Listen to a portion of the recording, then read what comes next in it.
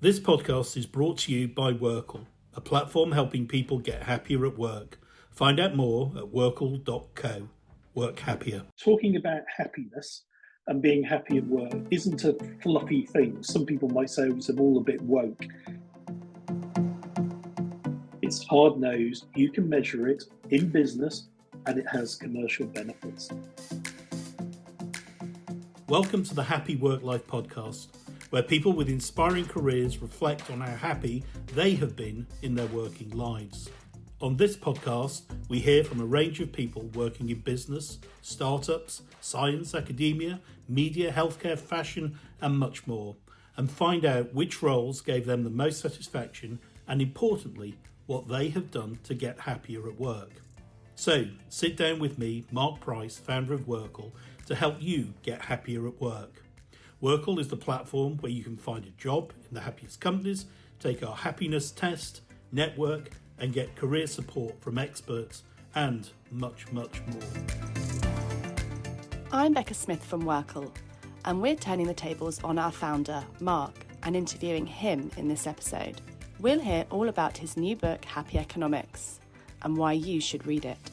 You are normally the one interviewing, however, I am today, and I'm here to talk to you about your book, Happy Economics. Can you tell me what that is? Well, first of all, it's so nice to be interviewed by you, Becca. And yes, I'm delighted to tell you what the book is all about. Happy Economics, to explain Happy Economics. Happy Economics is the study of how employees' happiness at work drives commercial and organisational performance. Or to put it another way, what the book explains is how happy employees go the extra mile, give more, have less sick absence, are less likely to leave their job, and therefore that drives commercial outperformance.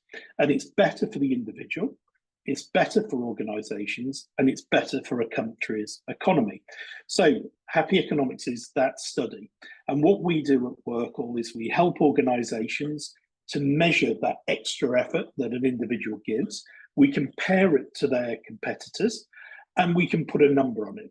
So the book explains the rationale of what Happy Economics is, how it can be measured, and how it can drive improved performance.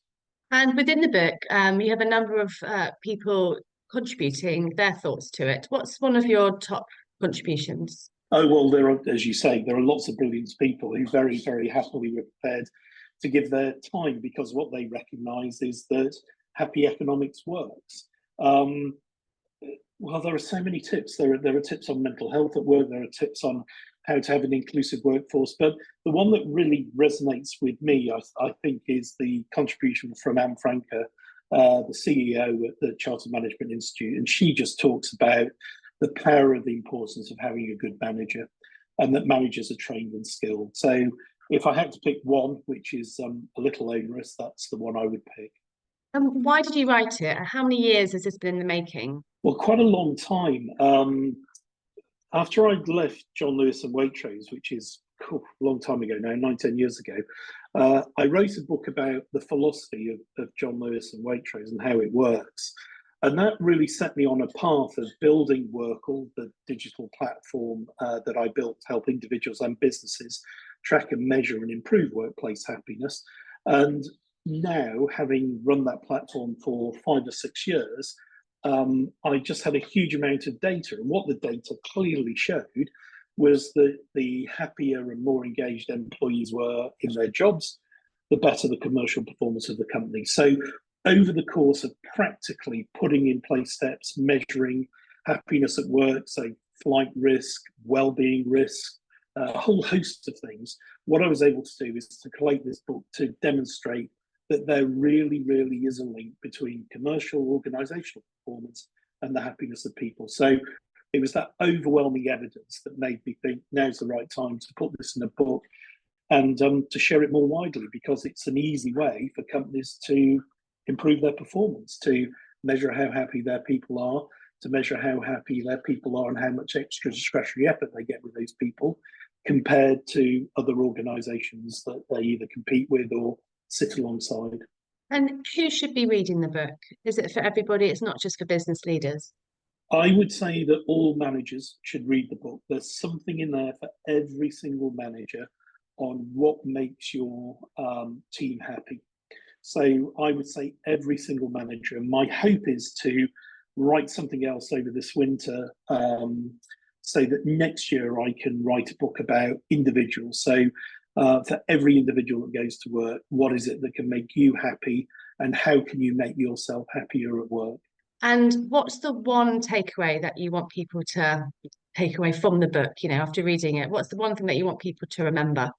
I think people will remember that talking about happiness and being happy at work isn't a fluffy thing. Some people might say it's all a bit woke. It isn't. It's hard-nosed. If you're a sports person and you've got a coach, the coach might well say to you, were you happy with that game? Or were you happy with the way you struck that putt? And that's completely normal. That's the kind of conversation that people have. But what they understand is what they mean by happy. So if you're happy with that putt, it probably means you struck it out of the center of the club, you gave the right break, you had the right weight on the putt to get it to the hole and in. So people understand what that means. I think in the workplace, it's very, very clear to me what it means to be happy at work. So what I've been able to do over my 30 odd years in John Lewis and Waitrose, and then subsequently, is really understand what it is that either makes people happy or unhappy. So when somebody says to you, I'm happy in my job, or I'm not happy in my job, or I'm okay, what are the component parts that are making them say that? And it's things like reward and recognition. Am I fairly paid? Am I told I'm doing well when I am doing well? Is it about having the information to do their job? Do they know what's going on in the company? Is it about feeling empowered so they can get on and do their job? Do they feel respected? Do they feel that their views are heard? It's about their well-being. So does the company and their manager care for them? It's about having a sense of pride in what they do. And it's about being developed, having their career developed and the relationship they have with their manager. So over decades, I've been able to spend time and study what is it that makes people say, I'm either happy or I'm not happy. And then what we do is we measure that, we can track it, and we can improve it. So the one thing I hope that changes at the end of this is that people don't think that happy is some kind of fluffy, unmeasurable concept, but actually understand it's hard-nosed, you can measure it in business, and it has commercial benefits. Thank you, Mark. I look forward to reading the book. Thank you, Becca. To listen to more episodes and find out how to get happy in your working life, head to WorkL.co. Work happier.